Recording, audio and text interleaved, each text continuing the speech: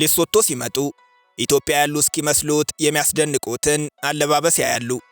በሀገራችን በደጋማ አካባቢዎች ብርድ ለመከላከል ጋቢ፣ ፎጣና አንዳንዴም ብርድ ልብስ ተከናንቦ መውጣት የተለመደ ነው። በሌሴቶ ግን ብርድ ልብስ ብርድ መከላከያ ብቻ አይደለም፣ በመላው ዓለም የሚታወቁበት መለያቸው፣ የሚኮሩበት ማንነታቸውም ነው። ቁርጥ የሀገራችንን ልጆች ከሚያስመስላቸው የእረኞች ብርድ ልብስ ጀምሮ እስከ ቤተ መንግሥት ይለበሳል።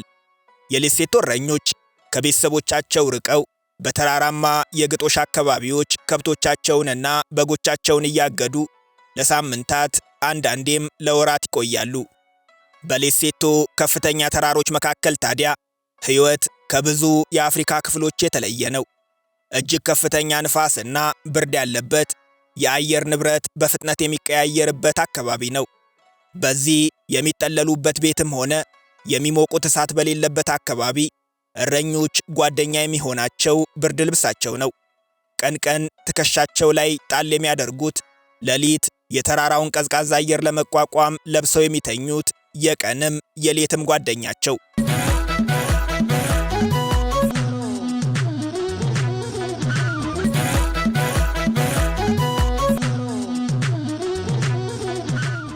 ይህ ብርድ ልብስ ለመጀመሪያ ጊዜ ሌሴቶ የገባው ከ200 ዓመታት በፊት በ19ኛው ክፍለ ዘመን መሆኑ ይታመናል።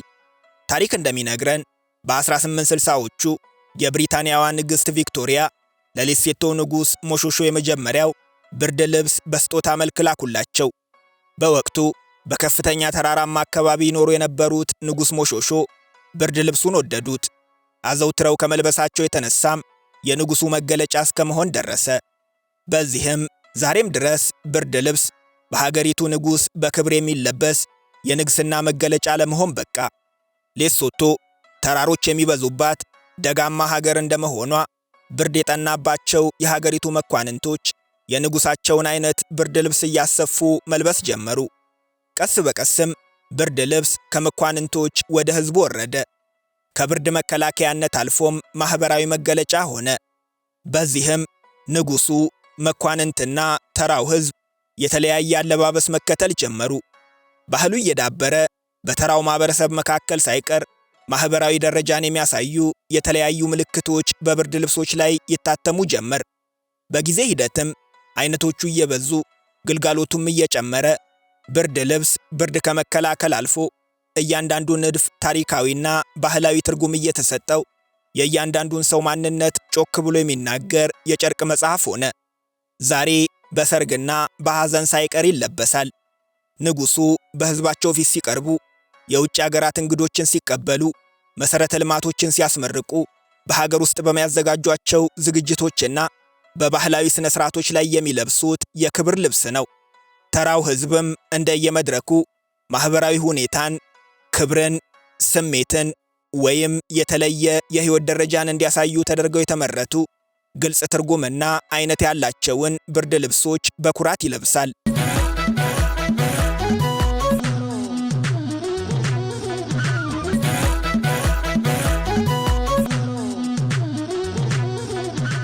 በሌሶቶ ከብርድ ልብሱም ቀድሞ የተመልካቾችን አይን የሚስበው ሞኮሮትሎ የተሰኘው ባህላዊ ኮፍያቸው ነው። ይህ ኮፍያ ለተመልካቾች ቀላል የፀሐይ መከላከያ ሊመስል ይችላል። ለሌሶቶ ሕዝቦች ግን ልዩ ትርጉም አለው።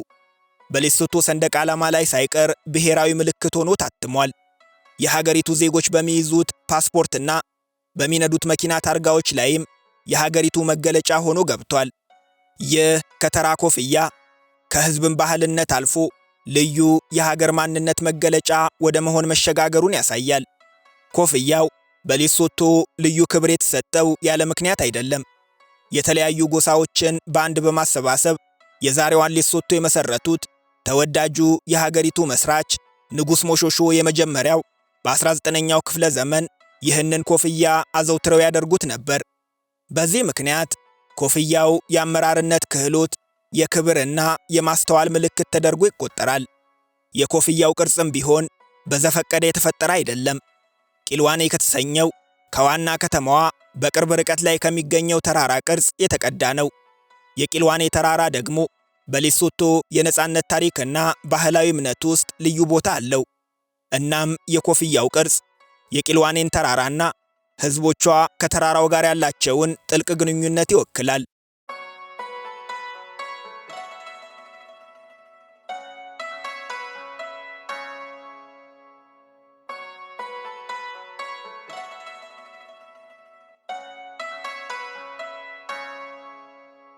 ሌሶቶ በደቡብ አፍሪካ የተከበበች ትልቅ ታሪክ ያላት ትንሽዬ አገር ናት።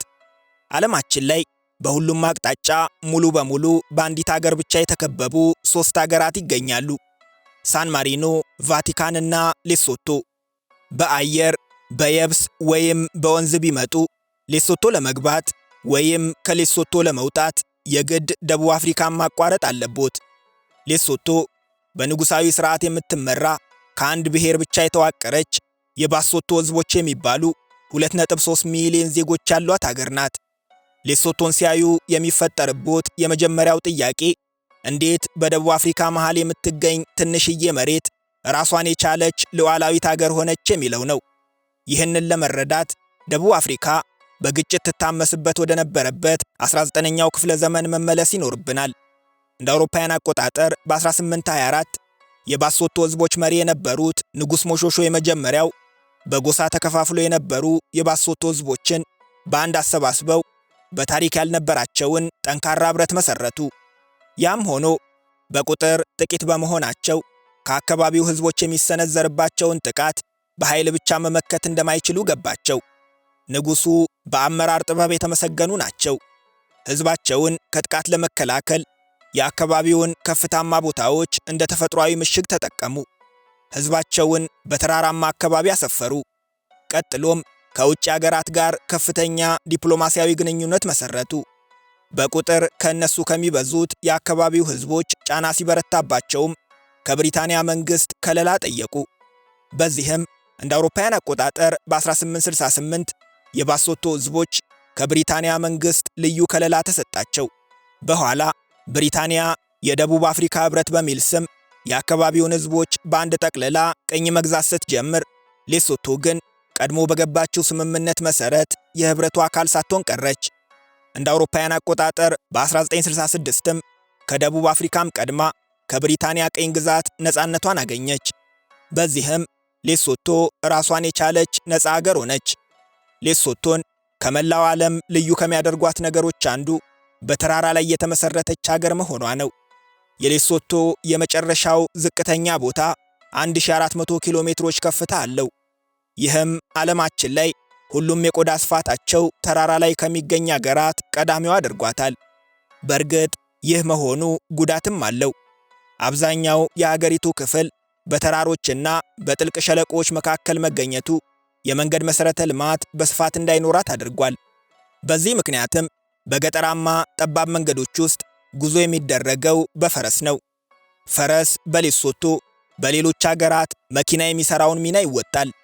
ሰዎች ያጓጉዛል፣ ንግድ ያቀላጥፋል፣ የግብርና ምርቶችን፣ የግንባታ ቁሳቁሶችንና ሌሎች የዕለት ተዕለት ፍጆታዎችን ወደ ሩቅ ገጠራማ መንደሮች ያደርሳል።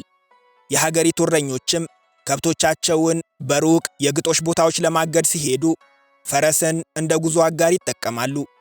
በባሶቶ ሕዝቦች ባህልም ፈረስ ከነጻነትና ከጀግንነት ጋር ይያያዛል። ቆንጆ አቋም ያለው ጠንካራ ፈረስ የባለቤቱን ሀብትና ማኅበራዊ ደረጃ ያሳያል። ፈረሰኞች በተራራ ላይ የሚያሳዩት ፈረሶቻቸውን የመቆጣጠር ችሎታም በማኅበረሰባቸው ውስጥ ልዩ ክብርን ያሰጣቸዋል። ሌሶቶ የባሶቶ ፖኒ እየተባለ የሚጠራ የራሷ የሆነ ልዩ የፈረስ ዝርያም አላት። ይህ የፈረስ ዝርያ የ19ኛው ክፍለ ዘመን የደቡብ አፍሪካ ፈረሶችን ከአረብና ከሌሎች የፈረስ ዝርያዎች ጋር በማዳቀል የተፈጠረ ነው። የባሶቶ ፖኒ ከምናውቃቸው ፈረሶች በቁመት ያነሰ ቢሆንም በጥንካሬው፣ በትዕግስቱና በተራሮች ላይ በሚያሳየው ችሎታ ይደነቃል። ድንጋያማ ቁልቁለቶችን፣ ጠባብ መንገዶችንና ወንዞችን በቀላሉ ይሻገራል።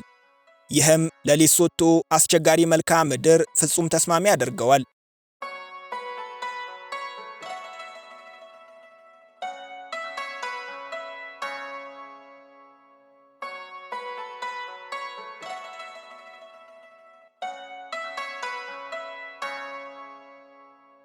የሌሶቶ ዋና ከተማ ማሴሩ ትባላለች። ከብዙ የአፍሪካ ዋና ከተሞች ጋር ስትነጻጸር ትንሽዬ ናት። ማሴሩ በምዕራባዊ ሌሴቶ በደቡብ አፍሪካ ድንበር ላይ ነው የምትገኘው። ደቡብ አፍሪካንና ማሴሩን የሚለያቸው በመካከላቸው የሚፈሰው ወንዝ ነው። አንድ ድልድይ በመሻገር ከማሴሩ ደቡብ አፍሪካ መግባት ይቻላል። በዚህ ቅርበታቸው ምክንያትም በየቀኑ ብዙዎች ለሥራና ለንግድ ሲሉ ድንበር እየተሻገሩ ከደቡብ አፍሪካ ወደ ማሴሩ ከማሴሩም ወደ ደቡብ አፍሪካ ይጓዛሉ። ይህም ማሴሩን ከአፍሪካ ልዩ የድንበር ከተሞች አንዱ ያደርጋታል። ማሴሩ በ1869 የብሪታንያ የአስተዳደር ማዕከል ሆና የተመሠረተች ሲሆን በ1966 ሌሴቶ ነፃነቷን ስታገኝም ዋና ከተማዋ ሆና ቀጠለች። ዛሬ የመንግሥት ተቋማት፣ የንጉሣዊ ቤተ መንግሥት፣ ፓርላማ፣ የንግድ ማዕከላት፣ ዩኒቨርሲቲዎችና ባንኮች የተሰባሰቡባት የሀገሪቱ ኢኮኖሚ ዋና አንቀሳቃሽ ሞተር ናት። በሌሶቶ የጨርቃጨርቅ የንግድና የአገልግሎት ዘርፍ ላይ የተሰማሩ ትላልቅ ተቋማት በብዛት የሚገኙት በማሴሩ ነው። ብዙዎች ስለ አፍሪካ ሲያስቡ ቀድሞ የሚመጣላቸው ሞቃታማ በረሃ፣ ሳቫናና ፀሐያማ ቀናት ብቻ ናቸው። ነገር ግን በደቡብ አፍሪካ መሃል የምትገኘው ሌሶቶ በአፍሪካ ማንም የማይጠብቀው የተለየ ምስል አላት። እዚህ በክረምት ወራት አውሮፓ ያሉ እስኪመስሉት ሀገሪቱ በነጭ በረዶ ስለምትሸፈን ሙሉ ገጽታዋ ይቀየራል። ይህ የሚሆነው ሌሶቶ በአፍሪካ ከፍተኛ ቦታ ላይ የምትገኝ ሀገር በመሆኗ ነው። በሌሶቶ በረዶ የሚዘንበው ከሰኔ እስከ ነሐሴ ባሉት 3 ወራት ውስጥ ነው። በእነዚህ ወራት ወደ ሀገሪቱ የሚመጡ ቱሪስቶች የሌሶቶ በረዶ በአፍሪካ ከማይጠብቁት የተለየ ትዕይንት ጋር ስለሚያገጣጥማቸው ወቅቱን ይወዱታል። ሀገሪቱም በአፍሪካ በጣት ከሚቆጠሩ የበረዶ መንሸራተቻ ቦታዎች አንዱን ገንብታ ልዩ የክረምት የቱሪስት መዳረሻ እንዲሆን አድርገዋለች። በእርግጥ በረዶ ለቱሪስቶች መዝናኛ ቢሆንም ለሀገሪቱ ዜጎች ግን ሕይወትን ያከብድባቸዋል። በእነዚህ ወራት መንገዶችና የግጦሽ ሳሮች በበረዶ ይሸፈናሉ። የአካባቢው ውሃም ይቀዘቅዛል። በተራሮች ላይ ከብቶቻቸውን የሚያሰማሩ በብዛት በእግርና በፈረስ የሚንቀሳቀሱ እረኞች በከባድ ቅዝቃዜ ውስጥ ይወድቃሉ። ከብቶች የሚጠጡትን ውሃ ያጣሉ። በዚህ ምክንያትም ቱሪስቶች ያምራል የሚሉት የበረዶ ግግር ለነዋሪው ግን የዕለት ተዕለት ፈተና ይሆናል።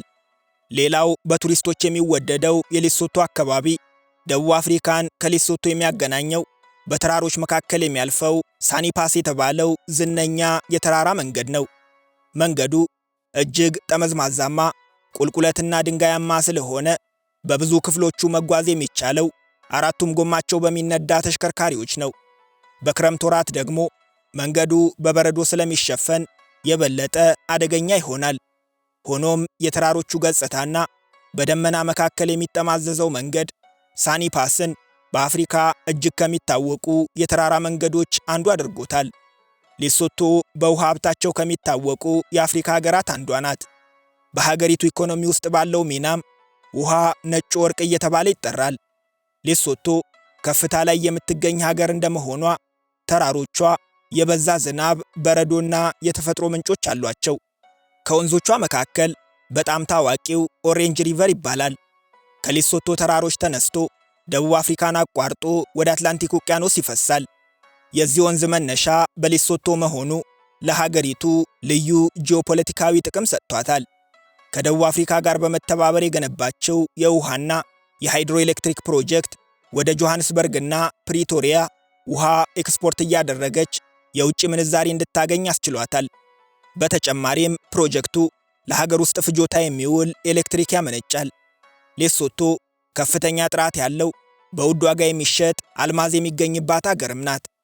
በሌሶቶ አልማዝ ብዙ ጊዜ ባይገኝም አንድ ጊዜ ሲገኝ ግን መጠኑ በዓለም አቀፍ ደረጃ ሪከርድ ሆኖ የሚመዘገብ ነው። በ2006 እና በ2018 ያገኘቻቸው 600 እና 900 ካራት የሚመዝኑ ግዙፍ አልማዞች በታሪክ ከተገኙት ትልልቅ አልማዞች መካከል ይመደባሉ። ያም ሆኖ በአልማዝ በውሃና በተፈጥሮ ሀብት የታደለችው ሌሶቶ አሁንም ከድህነትና ከሥራ አጥነት ያልተላቀቀች ሀገር ናት።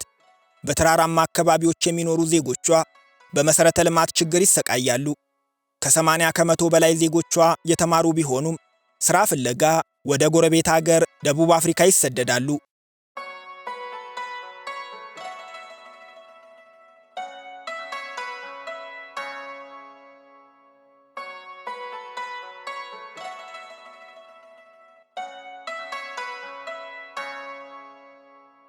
ሌሶቶ በተቃርኖ የተሞላች ሀገር ናት።